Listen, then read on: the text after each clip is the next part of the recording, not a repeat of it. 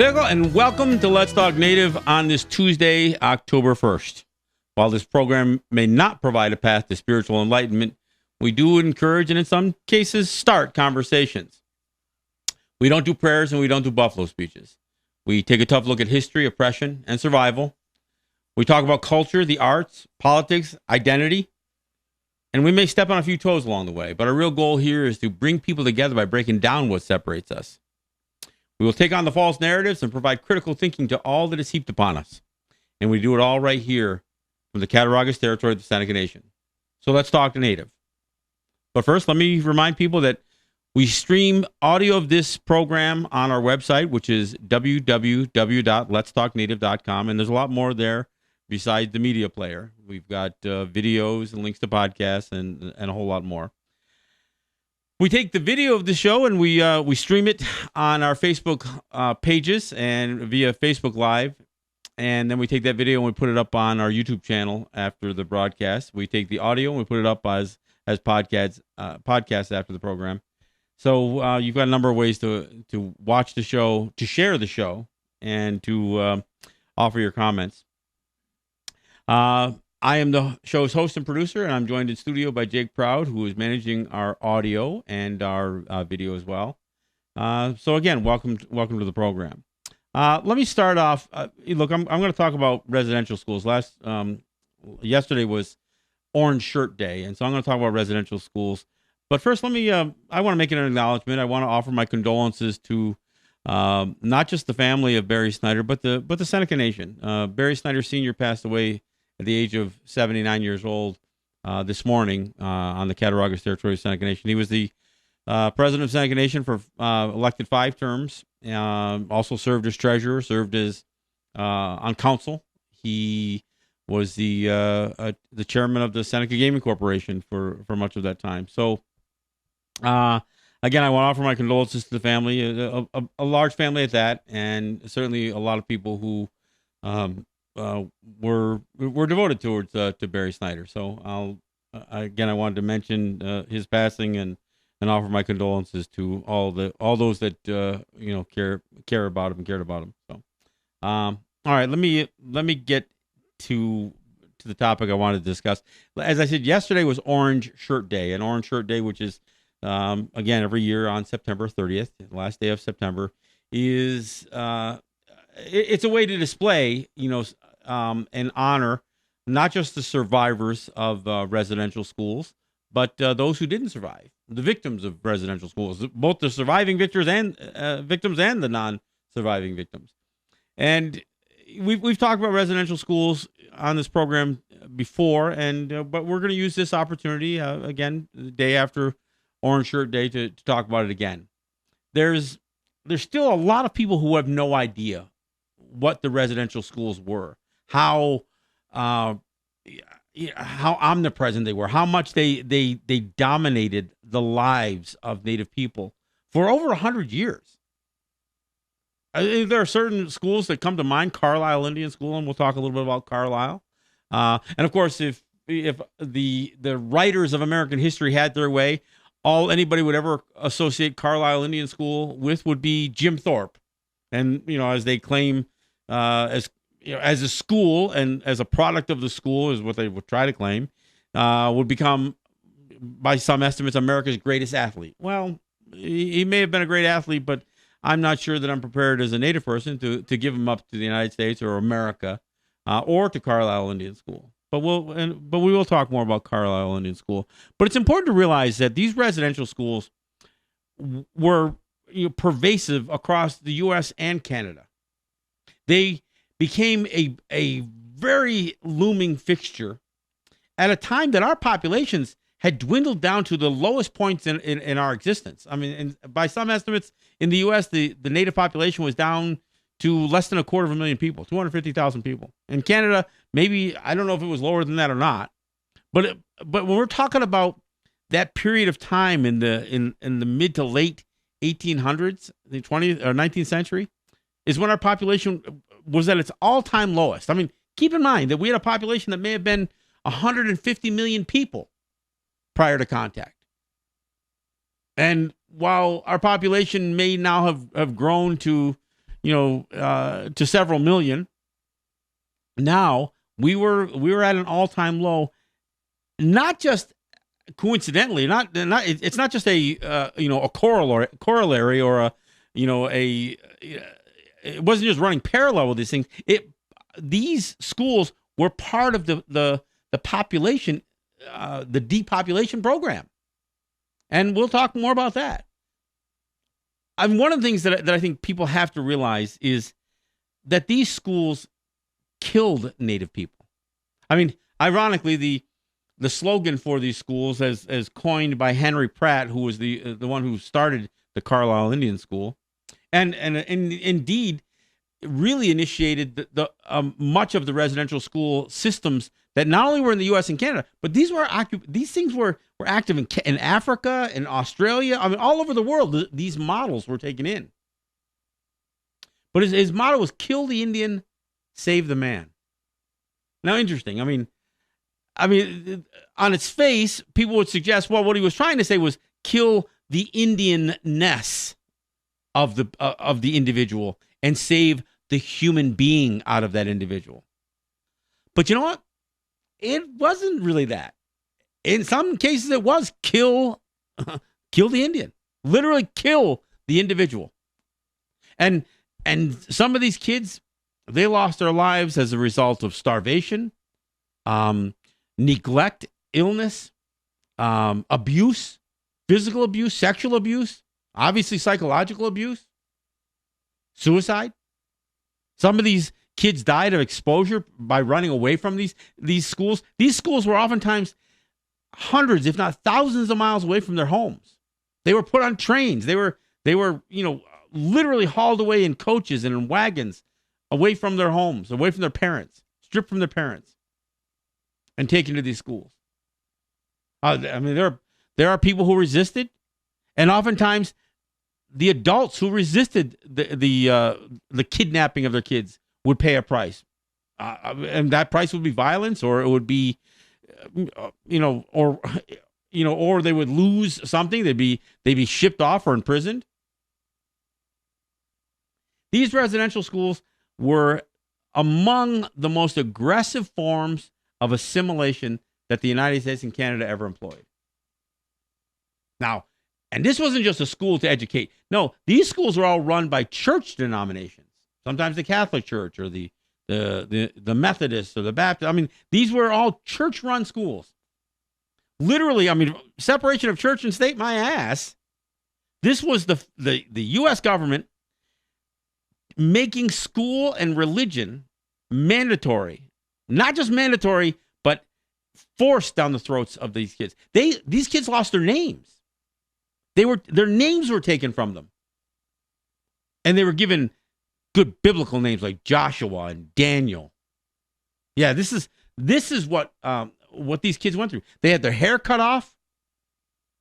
They had their clothes stripped away. Any items that they might have had that had any cultural significance to it were taken away, thrown, burned.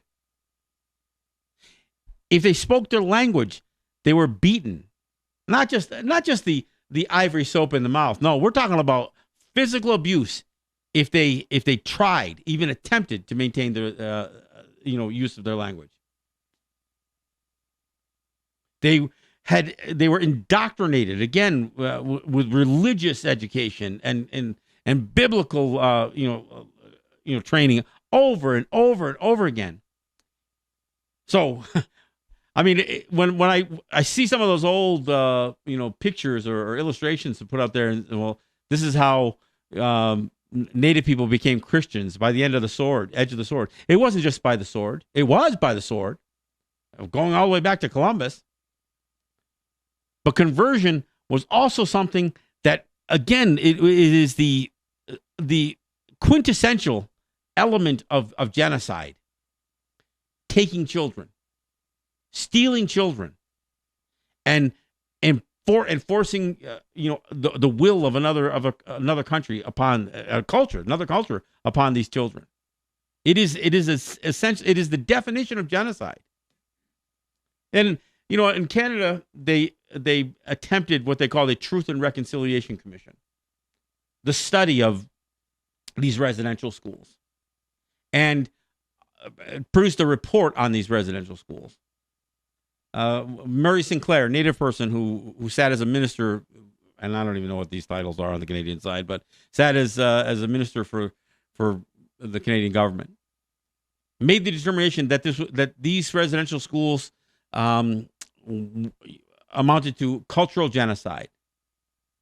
And for me, I said, "What do you mean cultural genocide? There's no such thing as cultural genocide. There's genocide and there's not genocide. For one thing, if you kidnap children, if you kill children, if you strip all of the identity away from the children, that's not cultural genocide. That's genocide. I mean, that's ethnic cleansing. And it didn't just stop with the abuse that children experience because of their culture. No, there were sterilization programs that took place during in these schools.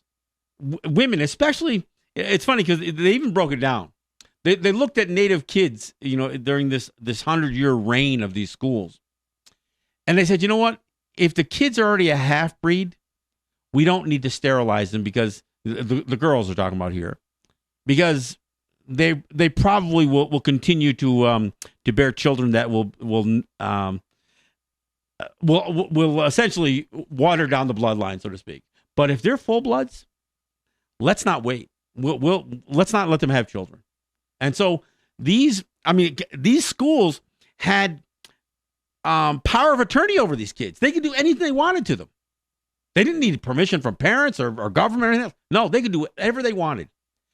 So many of these Native women, young girls, would have their tubes tied. They would be sterilized. Whatever surgeries that would be performed on them. And the crazy part is, many of these girls would be sexually assaulted while they were in school. I mean, we talk about the Catholic priest thing, and of course this isn't just the Catholic Church that's been guilty of some of these clergy sex scandals.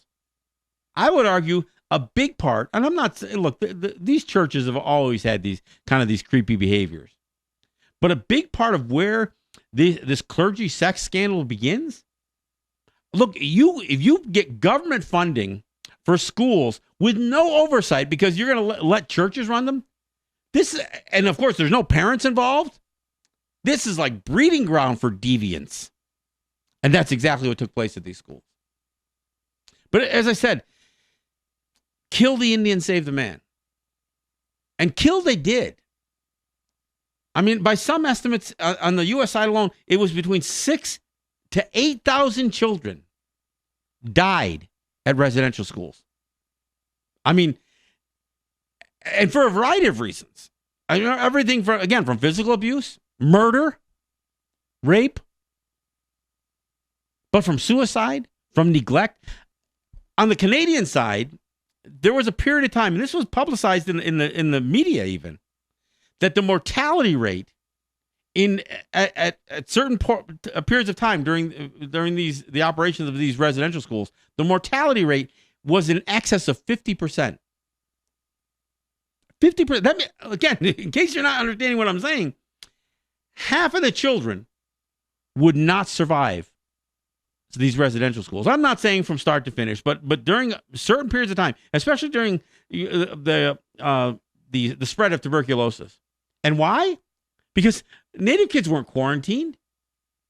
They allowed the stuff to run rampant, to spread throughout the entire population. I mean, if you survived tuberculosis in a Canadian residential school, it certainly wasn't because of medical care. And this was by design. Look, this wasn't just neglect. It was intentional neglect. Why? To get our numbers down. Native people have been a black eye for both the U.S. and Canada, and continue to be. Today we still are. We're still a pain in the ass to the U.S. and Canada. They don't know how to deal with Native issues. They've never dealt with it properly. And look, it's bad enough the United States has this slavery thing they've got to deal with, or that they're confronted with, and they're not dealing with that adequately either. There's no truth and reconciliation or reparations or anything else associated with that either. But no, Native people still to this day represent a huge problem for the U.S. and Canada. So one of the ways to try to fix the problem as far as the U.S. and Canada were concerned is eliminate us. Eliminate us as a population, and to the extent that they could, if not eliminate us as a population, they could eliminate us as a distinct people. That's genocide. Genocide's not just about killing. It is killing, but it's not just killing. It's ethnic cleansing. It's creating the conditions that will make a people cease to exist. I mean, look, you guys hear me on this program all the time talking about some of the things that our people are so willing to jump into: military service, running for office, voting in their elections. I mean, these are by definition assimilation. To be willing to kill for your oppressor, to become part of the system of your own oppression by running for all these offices, to cast ballots so you can elect the next, the continuation, so you can continue to support your systems, these systems of oppression. We didn't do this stuff before, but now we're being told. I mean, I'm literally in a debate with some folks from Hawaii who are saying, "Oh, you don't understand. It's the only way that we can protect ourselves is by voting." How the hell does voting in their system protect us? It doesn't. For one thing, I don't care who you are or where you are. If you're Indigenous people, you are not a big enough voting bloc to affect any kind of top-down policy from the federal government or even state government on down. Look, you may be able to elect a few local politicians that could have some effect and have at it. But you know what? If you had strengthened your own government, you wouldn't need to elect any of your own. You wouldn't need to lose some of your people to that system. But see, this is what got ingrained in our people through residential schools. Look, there was nothing that could take a population for generations and strip them away of identity more so than doing it at the child level. Take the children. That's what they did. They took the children. And their motto, kill the Indian and save the man. In the best case scenario, what they are suggesting there is that you will kill that nativeness. And by stripping away all of that savagery, that native stuff, what you could have is a clean person, a human being. You can kill the Indian and save the man. I mean, some of these churches that ran these schools literally believed, and they would actually play with photographs. I mean, you can find this stuff online. They believed that if you indoctrinated a native person enough with religion, their skin would actually lighten. Yeah, they really believe that. They believe that if you pounded them with Bible enough, I mean, because there was this whole thing about, I mean, it was within the Mormon churches, but other churches believe this too. You know, that darkness of skin was a curse by God. They literally believe this. I mean, they forgot that Jesus was probably a black, or, you know, they want to ignore the fact that Jesus was probably a black man. I mean, if he existed at all. But no, this was the insane, the absurdity of this, their belief systems. I mean, and their politicians said, look, if we can't bring native people into the modern civilization of the United States, then they must be destroyed. These were state senators. These are U.S. senators that were saying this stuff. Senator Harlan of Iowa. If they can't become civilized, if they can't be a part of the humanity of America, they must be destroyed. That's what he said. And that's what they did. So let's talk about some of the deaths here. Look, by some estimates on the U.S. side, it was between 6,000 and 8,000 kids who died at schools. These schools had graveyards. I mean, think about that. I mean, in the world that we live in, can you imagine the school that you send your kids to? I mean, granted, I know they're not boarding schools, but can you imagine the schools having enough frequency of deaths that they had to have their own graveyards? Carlisle Indian School had a pretty big graveyard, and now Carlisle which was the model. I mean, it was the model for, for these residential schools. And there were others. I mean, there were some that weren't even necessarily that connected to the, to a federal program. The school here on the Cattaraugus Territory, the Thomas Indian School, was actually started out as an orphanage, and ultimately would still become a one of these classic residential schools. And there would be some connection. Some kids would be shipped from Thomas Indian School to Carlisle and to other schools. And even on the Canadian side, on the Canadian side, it's when it came to Native people, they would ship these kids, from the Mush Hole in Six Nations or in Ontario, or back to Thomas Indian School, or vice versa. But Carlisle Indian School, which was the model, had a substantial graveyard. Hundreds of kids were buried there. Hundreds. And according to the records, the initial count, there were 230 deaths at Carlisle Indian School. Carlisle Indian School ran for just less than 40 years. Just under 40 years. From 1879 to 1918. Now, just because Carlisle closed down in 1918, don't think for a second here that all residential schools closed down on the U.S. side. Some of those residential schools were operating until the 1970s, that far into the 20th century. On the Canadian side, to the 1990s. Yeah, 1990s. That's how long these schools, again, operated, administered by church organizations. That's how long these things existed. But for 39 years, the Carlisle Indian School, 230 kids, according to their initial records, perished at that school.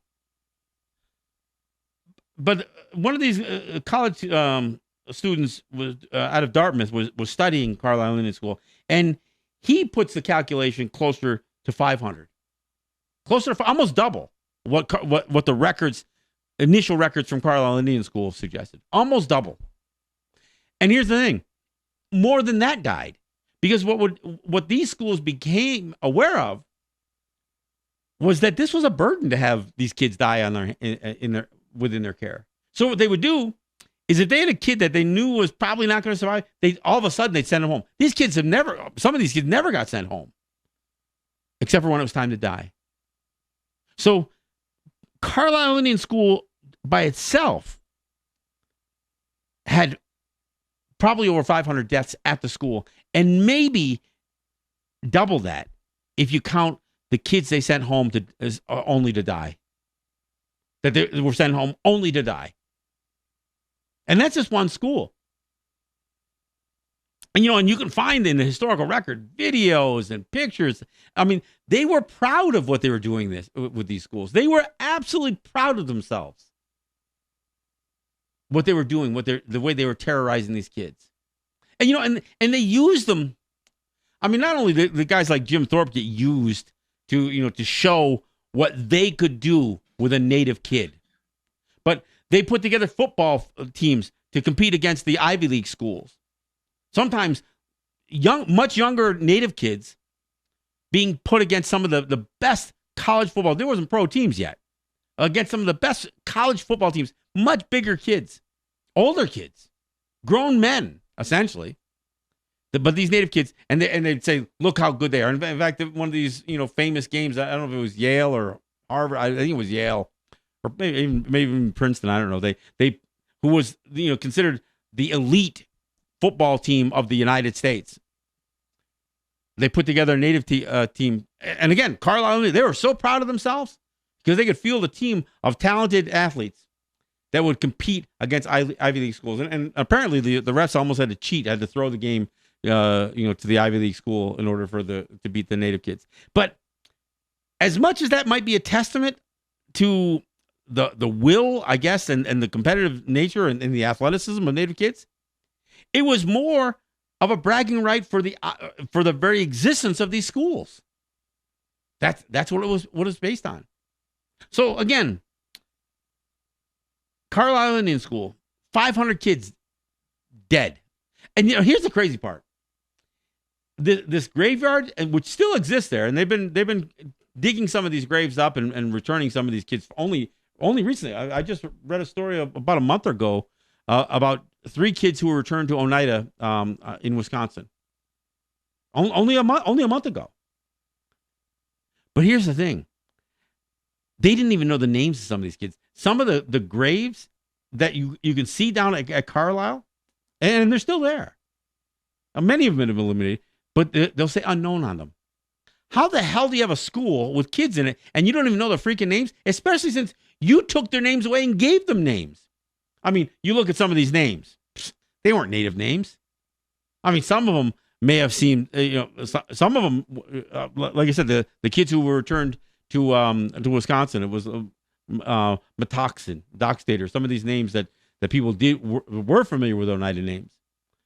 But others, all good Christian first names.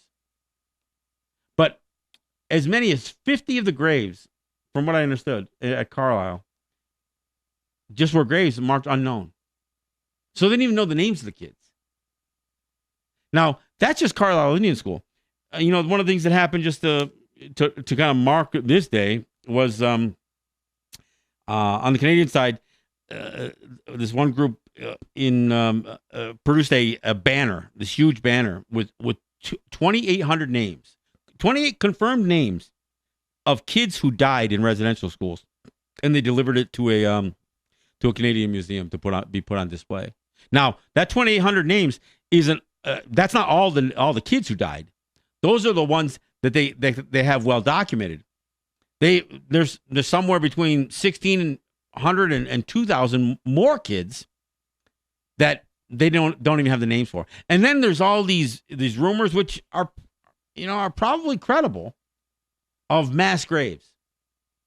There's a few nuts like Kevin Annett running around, claiming that he's discovered mass graves, and he runs around with a bunch of bones in his pockets, claiming that that he dug them up. And I mean, this guy's kind of a nut. But the suggestion that there are mass graves is very credible, because I mean, look, they were proud of what they were doing there, except for these deaths, and unlike going back a little, to a little previous history with folks like, this guy that this Pope made a saint, this Hunahpu, who didn't really care if these kids died. Once he baptized them, he felt like he delivered souls to their church. He delivered souls. That's the way he viewed it. Didn't matter if they died at 5 years old. These schools were not as happy about having to deal with these deaths, although they certainly did abuse these kids. And again, the trauma that these children experienced was just incredible. We're at the bottom of the hour. We'll take a break, and when we come back, I want to go a little bit more on this because there's more to talk about. So we'll get into it when we come back. This is John Kane. This is Let's Talk Native. We'll be right back.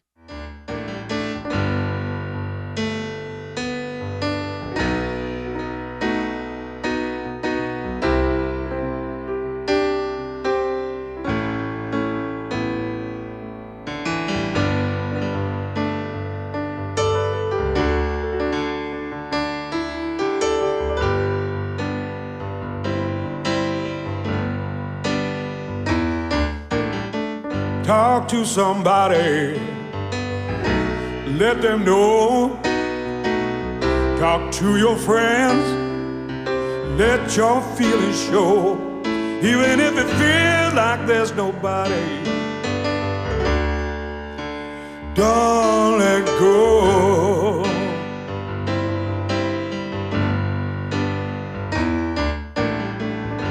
Sometimes it feels like the walls are closing in. Sometimes it feels like you'll never fit in. You know lots of people love you.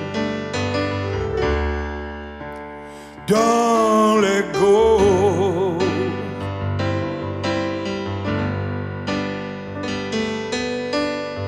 Even if you think no one cares about you,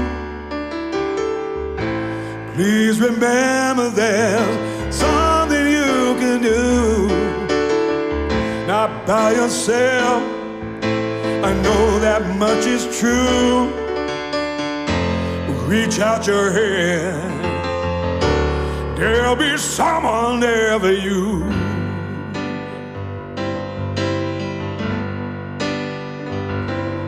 Just reach out.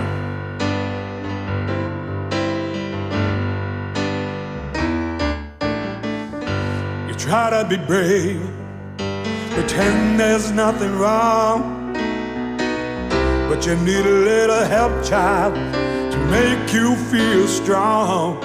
You know lots of people love you, so don't let go.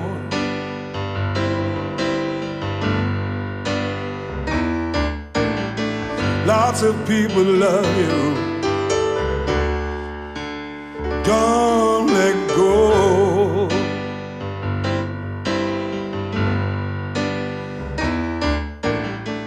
Lots of people. All right, thanks for coming back. This is John Kane, and this is Let's Talk Native. I want to thank my sponsors. I want to thank Ross and Holly John and the RJE family of businesses, Eric White and ERW Enterprises, and the good folks associated with the Grand River Enterprise. I want to thank them for supporting the show. Look, these are sponsors that either support us weekly or monthly that allow us to do what we do here. I know that we've had, a lot of sponsors over the years. Look, we're in our 10th year here. We were paying a big price to be on commercial radio a few years ago, and that's where we got our start. And we had, look, many of the businesses here in Cattaraugus, a few out in Tonawanda, some out in Tuscarora. We, a few down in Allegheny. Look, I got some support from a lot of different places. Even my good friend Harry Wallace down in Puspatuck. I've gotten a lot of support to enable us to be in our 10th year and have conversations that, again, these are conversations that need to be had. Now, oftentimes they're not comfortable conversations, and I know that. My plan isn't to offend people, but you can't talk about some of these issues and not offend some people. Look, if you're a devoted Christian and you became indoctrinated into that faith through these residential schools, sometimes it's tough to hear about this stuff. Look, Indian Country Today used to run this I can't even think of the guy's name, but he used to talk about how great it was to go to residential schools. You know what? If you spoke English, if you were already converted and were a devoted Christian when you went to a residential school, it probably was a bit of a picnic. You could do the Christmas plays and play Joseph and Mary and all that stuff. But if that wasn't your culture, if it was offensive to you, then you were going to be brought in line. Look, we are still carrying the intergenerational trauma, and I know that's a big expression. We're still carrying the effects of those residential schools. Look, these schools severed the entire family connection. I mean, the connection between father and son, mother and daughter, between community. It was completely severed. There are little kids who came out of these schools not ever having been nurtured, not even knowing what this idea of love and this concept of family love and affection is. So whether you went to a residential school or not, if your parents or your grandparents did, this got passed down generation after generation. Some of the trauma, the effects of these schools. And you know what? I said these schools lasted for over 100 years. The practice of ripping kids away from families is still going on today. Look, we come out of the 60s, even as these residential schools were being phased out. There's the 60s scoop, which was this massive grab of kids out of homes to put into foster care, to put into adoption agencies, selling these kids. Some of these kids, there was actually a price tag. Wow, you want an Indian kid? Sure, we got them. They were literally put up for sale. And so all these Native kids got raised by white people. And you know what? And it's not just the end of the story there, because it's not like a kid who was taken from their people and then raised in a white household that they still have a void in their life. I mean, the same thing that a lot of, kids in foster care or adoption go through, wondering why the parents didn't want them. Not ever knowing that oftentimes it wasn't even a choice. So you're left with that. And of course, if you're Native and you're raised in a white house, there's something a little different about you. You got white siblings and you got brown skin. Yeah, it kind of presents itself. In Maine, they did a Truth and Reconciliation Commission, which was more based not just on the residential schools, but on this very thing. The number of kids that were ripped from homes and put into foster care and into the adoption system. I mean, most places still won't even address it. I mean, look, we talk about slavery, we talk about genocide, but you can't even quantify the layers of genocide that the United States and Canada committed against Native people. I mean, at first blush, everybody can seem to recognize, oh yeah, the idea of killing people. Yeah, that's a terrible thing. The bounties for scalps. Yeah, that's a terrible thing. But we can go item by item, everything from bounties being paid. This whole idea, you hear these talking heads on television when they say something like, oh yeah, Chet, he really went off the reservation on that one. That expression is a racist expression, first off. And the reference is that if a person went off the reservation, they were considered not just a wild person, an untamed person, but they were considered a hostile. And it was legal to kill a Native person if they were off the reservation. It's like, it's like the reservation was like a game preserve that you couldn't hunt on. And if any of those animal Indians wandered off that territory, then you could take your shot at them. The layers of genocide and are incredible. And the fact that the psychology of the oppressor is so devious that they knew one of the ways that they could get around the blatant killing of Native people was to grab the children. I mean, and again, let's not forget what I said earlier. Part of what some of these young women went through was sterilization. When back in the 70s, when the Bureau of Indian Affairs building was taken over, that was some of the stuff that they pulled out of some of those documents out of the BIA. Some of the records associated with the sterilization programs. So this was done in and out of these residential schools through Indian Health Services.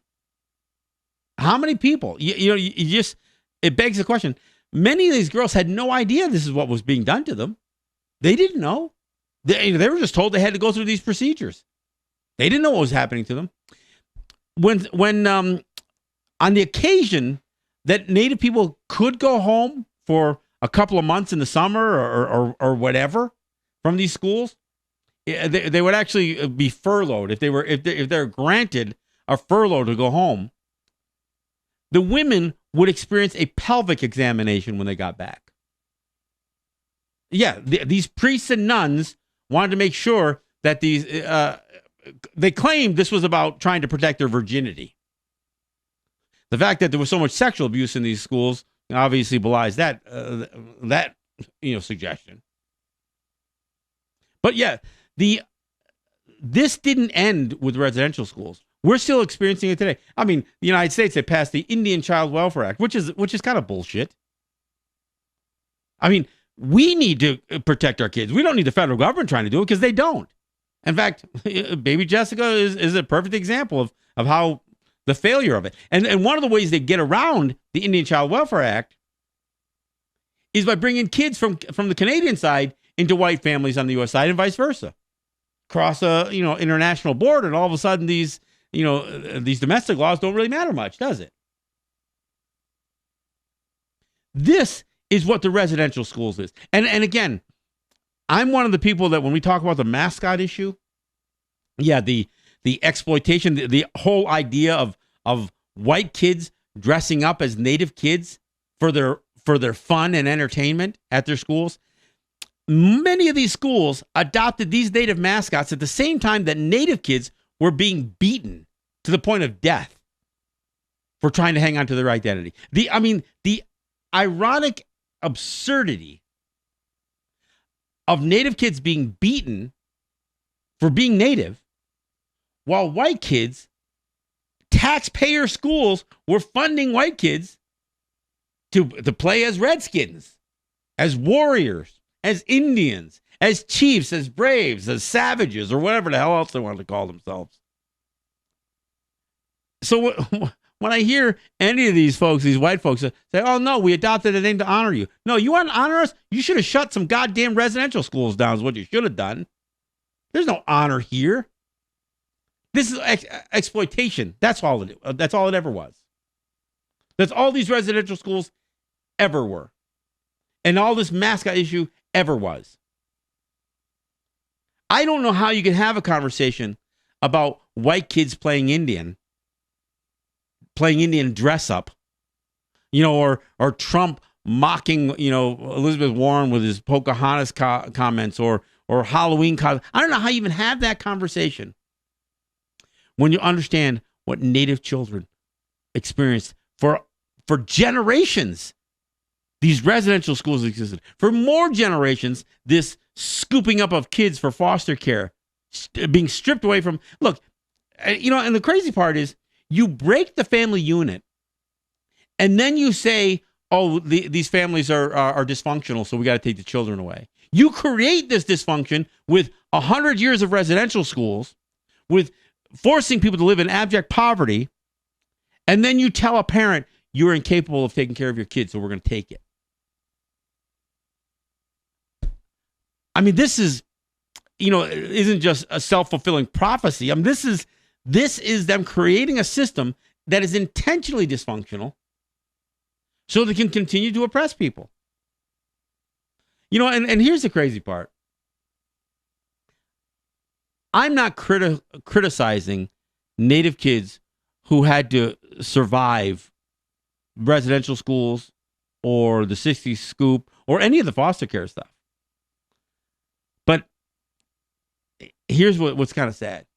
Is when I look at the successful native people within that system, I mean, whether they're the lawyers or the journalists or the actresses,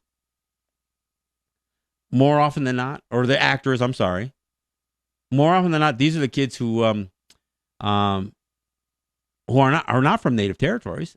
They were scooped up by white people, whether it was residential schools, and if we're talking about people today. I mean, some of the most iconic native people that you'll see out there don't really have that solid native foundation. They were raised by white people, and those are the people that we as native people will still look at like they're those successful ones. So what we do is we validate the entire practice by looking at these people. Oh yeah, those people are so successful. Oh, they went to Harvard. Yeah, they went to Harvard, all right. Yeah, white mom and dad figured out a way that they could, take their token native kid and push him through the system. And didn't they do a great job? And again, I'm not trying to look. We're all victims here in some of this stuff, but we still can't seem to focus on the people who are every day living on a native territory and are every day trying to maintain an identity and an existence and whatever measure you want to use for success. Look, we played Don't Let Go at the break. That's Murray Porter's song dedicated towards suicide prevention. Because suicide is a direct result of some of these policies. This genocide, residential schools, foster care, abject poverty. Look, we aren't killing ourselves because we're happy. And we aren't killing ourselves in some sort of mystic pursuit of happiness. No, it's giving up. Look, I I showed a film in New York. I talked about Even the Rain. There's scenes in there where the native women who were playing a role in producing a Columbus film are being asked to kill their babies, or at least pretend to kill their babies for the film. And the native women wouldn't do it. They couldn't even imagine that. But think about that. This is infanticide, the killing of your children to prevent them. Look, we hear people all the time say, "Oh, I'm not going to bring a child into this world." We actually had experiences where this wasn't about bringing our children into the world. It was about taking them out of the world. The level of oppression and abuse that Native people were experiencing at various times back to Columbus, going up through, the 18th century and the 19th century and the 20th century. We had people who were not just willing to kill themselves, but to take their children with them. I mean, what Native people experienced is unique. And look, I'm not saying that Native people in Australia, New Zealand, and Africa didn't experience some of this stuff, but this is supposed to be these two countries that want to pretend they're champions of human rights. This great experiment in democracy, my ass. Look, so when I talk about what's going on in the United States here now or in Canada, some of the breakdown, the social breakdown, the political breakdown, yeah, there's a part of me that says, yeah, this is chickens coming home to roost. You can't create a country on the exploitation of black people and the genocide of Native people and not think that it's that it's never going to show up again. Your system that was built on absolute exploitation of people, when you can no longer exploit people the same way, and look, I marvel at the creativity that American capitalism has in finding other ways to exploit people. But every one of those challenges causes another problem. And what the United States is experiencing now, not just because of Donald Trump. I mean, look, he's a symptom of a bigger problem. White people are worried. White people are worried that they're going to have to pay the price for what they've done for centuries. They know what their ancestors did. And look, as much as they'll pretend, look, we didn't do that. That was hundreds of years ago. I was just in a debate with somebody from the Albany area, saying, "Oh yeah, any of the people want to cry racism just because of something that took place over 100 years ago." You want to ignore the fact that some of this oppression still exists today? One of the reasons that kids were scooped up for residential schools and are taken out of homes for foster care, one of the reasons was alcoholism. And alcoholism, we don't produce alcohol on our territories. We weren't the moonshiners, of the South. We weren't, producing, Tennessee sipping whiskey.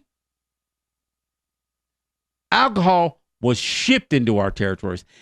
The requisition of alcohol, rum or gin, whatever, the requisition of this was part of treaty materials. Yeah, when it was time to sit down with Native people, let's bring in the wagon loads of booze first. They literally used alcohol for treaty negotiations. You talk about the crack cocaine problem in the black community. Where do you think they got the idea from? They had done the same damn thing to Native people with alcohol. And so now you want to sit there and say, well, yeah, Native people have a real high substance abuse problem. Yeah, really? Wonder how that happened. And then you create the alcoholism problem on our territories. And it gets... you want to talk about market and free market and all that other stuff? Red Clay, right outside of Native territory, sold more beer than any other store in the entire state. I think it's South Dakota. I may get that wrong, but South Dakota or North Dakota. But Red Clay, they had a little store that was selling just a ton of booze just off the native territory. It was set up there to specifically to take advantage of the alcohol addictions that were that was created on native territories. These trading posts. I mean, everything from the Dawes Act and the allotment process, the idea of making sure that white people were set up in business right close to native territories, and especially stocked up every time money would come into the territories. I mean, some of these native people were getting paid poorly, but were getting paid for the land that was stolen from them, or their oil revenues, or whatever else. And so there you'd have one of these trading posts set up.